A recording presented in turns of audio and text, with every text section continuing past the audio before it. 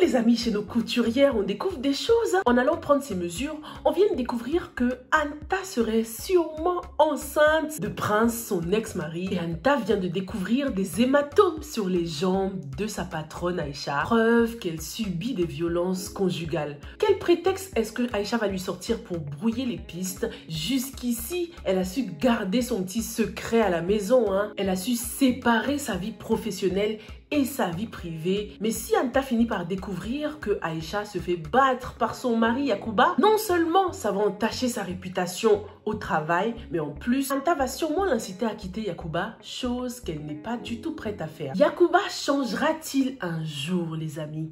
Dans cet épisode, on remarque que rien n'a changé depuis la dernière fois qu'il a eu sa conversation sérieuse avec sa femme. Yacouba est toujours aussi nerveux, toujours aussi paresseux et toujours aussi macho. Bon, dans cet épisode, on a eu droit à un petit flashback pour nous montrer le Yacouba avant la perte de son boulot, avant son licenciement. On se rend compte qu'il était différent quand même. Il était plus calme, plus responsable. Il essayait de subvenir aux besoins de sa famille. Il donnait de l'argent à sa fille. Donc c'est vraiment ce licenciement qui l'a complètement changé. Je pense qu'il a développé une certaine aigreur, une frustration, tu vois, après ce licenciement. En tant que chef de famille, en tant que macho, vu son caractère, ça te frustre de ne plus pouvoir t'occuper de ta famille financièrement. Donc c'est peut-être le cas avec Yacouba. Qu'est-ce que vous en pensez? Sa femme est clairement devenue son punching ball. Elle n'a même pas le droit de s'habiller comme elle veut. Comme il se sent déjà inférieur dans la société parce qu'il n'a pas de boulot, parce qu'il n'arrive toujours pas à trouver un boulot, il a besoin de prendre le dessus au moins dans son foyer, quoi. C'est pour ça qu'il est aussi controlling avec sa femme. Il exige telle somme d'argent. C'est même lui qui décide ce que Aïcha doit porter. Non mais même avec sa fille, même avec Poupée, il se comporte pas comme ça alors qu'elle porte des trucs légers, quoi, pas forcément couvrants. Donc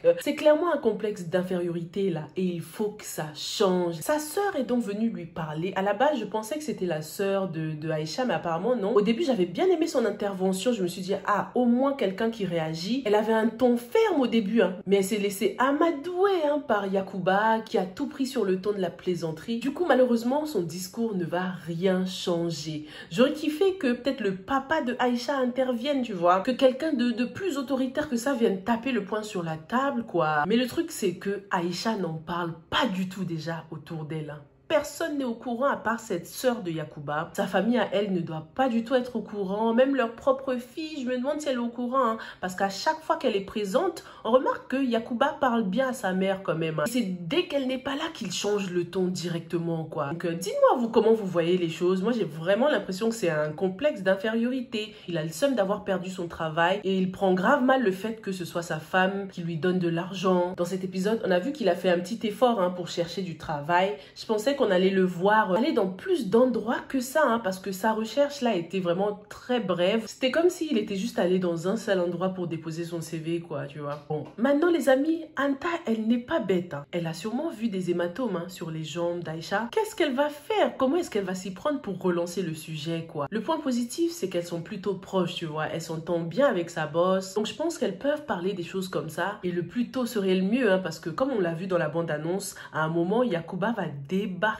au bureau, les gars. Il va taper un scandale à cause d'une soi-disant fête que Aïcha va organiser sans lui prévenir. Ce qui est malheureux, c'est que je vois vraiment mal Aïcha quitter Yacouba. Elle ne le quittera pas parce que comme la sœur de Yacouba nous l'apprend dans cet épisode, Aïcha a rejeté beaucoup d'hommes à cause de lui, ce qui signifie qu'elle est très amoureuse de son mari. En fait, Aïcha, elle est vraiment courageuse parce que financièrement, elle ne s'occupe pas seulement de son mari et de son enfant, mais on comprend bien qu'elle envoie de l'argent aussi à son père. Elle s'occupe aussi de son père. Franchement, Yacouba, il a de la chance de l'avoir. Physiquement, c'est une très belle femme. Elle arrive à bien s'occuper d'elle-même. Elle porte toujours de très belles perruques. Elle est toujours très bien maquillée. Après, c'est peut-être pour camoufler sa tristesse, camoufler ses hématomes sous le maquillage. On verra bien si dans les épisodes suivants, le physique de Aïcha va changer. Est-ce qu'elle va commencer à moins prendre soin d'elle, être dépassée par les événements? On verra bien. Comme je le disais dans la revue précédente, Yakou a vraiment de la chance de l'avoir, elle, et d'avoir poupée aussi, hein. Une jeune fille très intègre et courageuse comme sa mère. Apparemment, elle a réussi ses examens et elle passe en classe supérieure. Et on découvre aussi dans cet épisode que c'est la copine de Fatih, la sœur de Yuma. Fatih, apparemment, elle redouble même, hein. Je crois que c'est d'elle que son père parlait à table, là. Le jour et la nuit, hein. Elle a d'autres priorités, Fatih. Elle, c'est les mecs, l'argent, la vie matérielle. On le comprend direct, hein. J'aime bien le petit détail par rapport aux coiffures des deux filles. Le fait que Fatih porte des perruques alors que Poupée a des tresses. Dans ce contexte-ci, avec ces deux personnages, je trouve qu'avec les tresses, Poupée fait un peu plus fille de son âge que Fatih qui met cette perruque, quoi. Lorsqu'on compare les deux personnages, on constate très clairement que Fatih est beaucoup plus mature dans le domaine des hommes que Poupée. Mais c'est seulement dans ce contexte-là, hein. C'est pas parce que tu portes une perruque que tu fais pas ton âge, hein. Et les tresses, c'est pas que pour les gamines. Vous voyez ce que je veux dire, hein? You understand my point. Parlons maintenant de Yuma, la sœur de Fatih. Yuma a un rencard, les gars. Franchement, je suis archi contente pour elle, hein, parce qu'elle broyait du noir, hein, après la perte de son mari. D'ailleurs, rappelez-moi dans les commentaires, ça fait combien de temps que son mari est décédé? Je m'en souviens plus, là. On en parlait au début de la série et puis plus rien. J'ai l'impression qu'elle est passée à autre chose un peu trop rapidement. Sûrement que c'est dû à la pression qu'elle subit à la maison aussi, hein. Sa mère continue à lui mettre la pression. Ouais, c'est quand tu vas trouver un mari. Elle s'est même carrément inscrite sur les sites de rencontres pour trouver quelqu'un. Mais comme on dit, hein, c'est quand on ne cherche pas qu'on trouve. C'était une super belle rencontre avec son nouveau prétendant. Il a l'air d'être quelqu'un de sympathique, hein. Dans la bande-annonce, on voit qu'elle va en effet à ce rendez-vous. Ils mangent ensemble. Donc espérons que Fatih ne va pas tout gâcher, hein. Espérons que sa sœur ne gâchera pas tout. Mais sinon, est-ce que vous pensez qu'on peut lui faire confiance à ce mec-là? Yuma, je sais pas pourquoi, mais elle a l'air d'être, tu sais, un de ces personnages qui attire toujours le malheur, qui a toujours la poisse, toujours des trucs de ouf qui lui arrivent. Et c'est seulement à la fin de la série qu'elle trouve le bonheur, quoi. J'ai l'impression que ce sera son cas, Yuma. Qu'est-ce que t'en penses? Parlons aussi donc de Anta qui est probablement enceinte. Oh my god, les gars! Non mais j'imagine juste la réaction de sa mère en fait. Oh!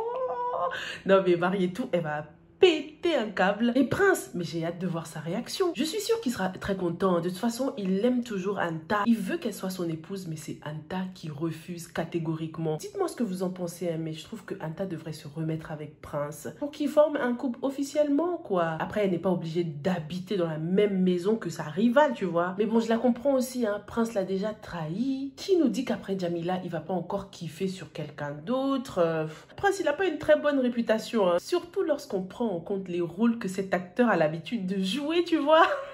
Il joue toujours au playboy, quoi, et j'espère que cette fois ce sera un peu différent. L'erreur de Anta a été de continuer à coucher avec Prince alors qu'ils sont séparés, tu vois. Sachant qu'il a l'air d'être toujours amoureux d'elle, elle aurait dû s'éloigner complètement pour qu'il se rende compte de son importance dans sa vie, quoi. Et en continuant à se voir comme ça, mais jamais Prince ne va la prendre au sérieux, tu vois. Pourquoi se prendre la tête quand t'as le beurre, l'argent du beurre et la crémière, les gars? Dites-moi surtout dans les commentaires ce que vous avez pensé de cet épisode. À votre avis, Yacouba va-t-il changer un jour par amour pour sa femme? Dites-moi tout et on se retrouve dans la prochaine, ok? Stay safe and stay blessed. Bye!